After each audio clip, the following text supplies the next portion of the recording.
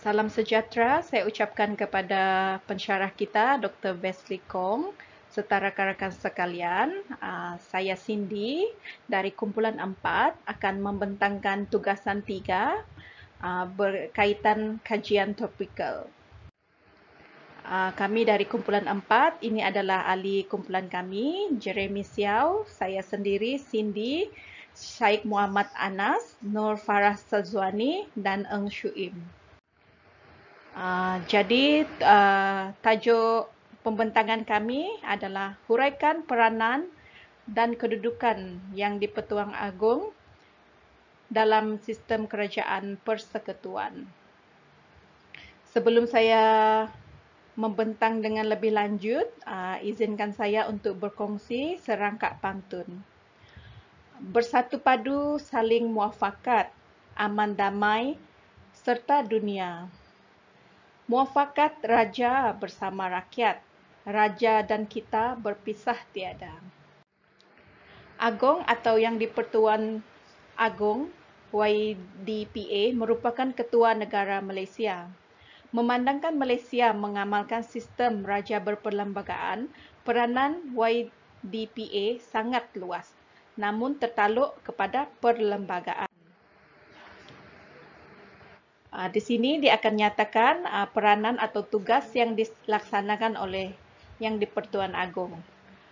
Pertama, pemerintah tertinggi Angkatan Tentera Bersenjata Persekutuan Malaysia.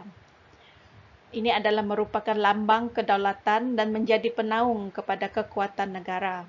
Majlis Angkatan Tentera di bawah kuasa Am yang di-Pertuan Agong bertanggungjawab untuk memerintah, menjaga tata tertib, mentadbir dan menguruskan segala yang berhubung dengan Angkatan Tentera. Selain itu juga, dia berkuasa untuk menjatuhkan hukuman, mengampunkan dan menangguhkan hukuman bagi kesalahan yang dibicarakan dalam Mahkamah Tentera. Okey, seterusnya dari aspek agama yang di-Pertuan Agong ialah Ketua Agama Islam bagi negeri-negeri yang tidak beraja seperti Pulau Pinang, Melaka, Sabah, Sarawak dan wilayah persekutuan. Tanggungjawab di sini dapat kita huraikan. Yang di-Pertuan Agong merupakan pelindung dan penaung agama Islam di kawasan-kawasan tersebut.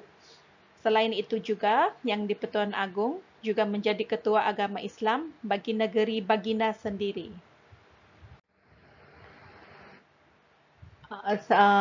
Selain itu, dalam bidang perundangan, yang di-Pertuan Agong bertanggungjawab untuk memperkenankan rang undang-undang yang diluluskan oleh Dewan Rakyat dan Dewan Negara sebelum diisytiharkan menjadi undang-undang yang sah. Semua pelaksanaan undang-undang yang diluluskan oleh Parlimen memerlukan pengiktirafan baginda sebelum dikuatkuasakan. Baginda mestilah mengiktiraf undang-undang yang baharu dalam tempoh 30 hari selepas diluluskan oleh Parlimen. Sekiranya baginda tidak bersetuju dengan rang undang-undang, baginda boleh merujuk kepada Parlimen untuk dibincangkan semula. Seterusnya, saya akan mempersilakan sahabat saya, Nur Farah Sazwani, untuk membentangkan peranan yang di-Pertuan Agong.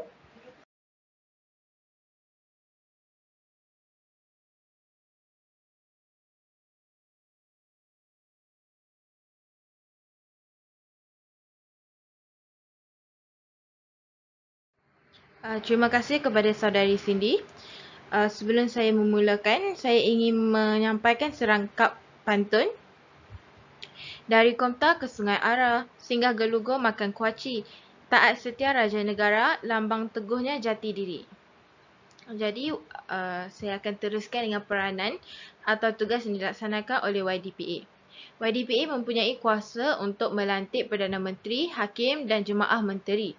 Baginda berkuasa melantik anggota Jemaah Menteri selepas berunding dengan Majlis Raja-Raja.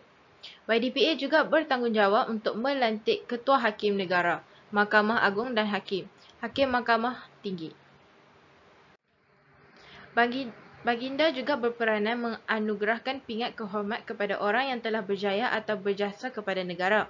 Baginda juga mempunyai kuasa mengisytiharkan undang-undang darurat. Jika didapati keselamatan negara terancam, YDPA juga bertanggungjawab untuk menjaga keselamatan rakyat secara menyeluruh. Saya akan meneruskan pembentangan Saudari Wani. Mari kita teruskan. Agung atau Yang di-Pertuan Agong merupakan Ketua Negara Malaysia. Memandangkan Malaysia mengamalkan sistem raja berperlembagaan, peranan Yang di-Pertuan Agong adalah sangat luas namun tertakluk kepada perlembagaan. Antara peranan atau tugas yang dilaksanakan oleh Yang di-Pertuan Agong ialah sebagai Ketua Tertinggi Angkatan Tentera Bersenjata Persekutuan Malaysia. Baginda merupakan lambang kedaulatan dan menjadi penaung kepada kekuatan negara. Majlis Angkatan Tentera di bawah kuasa am Yang di-Pertuan Agong bertanggungjawab untuk memerintah, menjaga tata tertib, mentadbir dan menguruskan segala perkara yang berhubung dengan Angkatan Tentera. Dari aspek agama, Yang di-Pertuan Agong ialah Ketua Agama Islam bagi negeri-negeri yang tidak beraja seperti Pulau Pinang, Melaka, Sabah, Sarawak dan wilayah persekutuan. Yang di-Pertuan Agong juga menjadi Ketua Agama Islam bagi negeri Baginda sendiri. Dalam bidang perundangan, Yang di-Pertuan Agong bertanggungjawab untuk memperkenankan rang undang-undang yang diluluskan oleh Dewan Rakyat dan Dewan Negara sebelum diisytiharkan menjadi undang-undang yang sah. Semua pelaksanaan undang-undang yang diluluskan oleh Parlimen memerlukan pengiktirafan Baginda sebelum dikuatkuasakan. Selain itu, Yang di-Pertuan Agong mempunyai kuasa untuk melantik Perdana Menteri, Hakim dan Jemaah Menteri. Baginda berkuasa melantik anggota Jemaah Menteri selepas berunding dengan Majlis Raja-Raja. Yang di-Pertuan Agong juga bertanggungjawab untuk melantik Ketua Hakim Negara, Mahkamah Agung dan Hakim-Hakim Mahkamah Tinggi. Seterusnya, Yang di-Pertuan Agong juga berkuasa untuk memanggil, menangguh dan membubarkan Parlimen atas nasihat Perdana Menteri. Tiada orang lain yang berhak melaksanakan tanggungjawab tersebut. Baginda juga boleh menolak permintaan untuk membubarkan Parlimen jika belum cukup tempoh 5 tahun.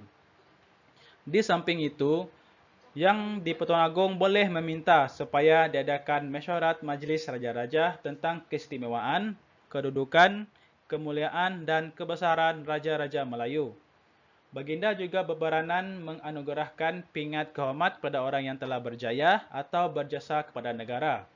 Baginda juga mempunyai kuasa mengisytiharkan undang-undang darurat di bawah Undang-Undang X jika didapati keselamatan negara terancam. Yang di-Pertuan Agong juga bertanggungjawab untuk menjaga keselamatan rakyat secara menyeluruh. Sekian pembentangan dari kumpulan 4. Sekian, terima kasih.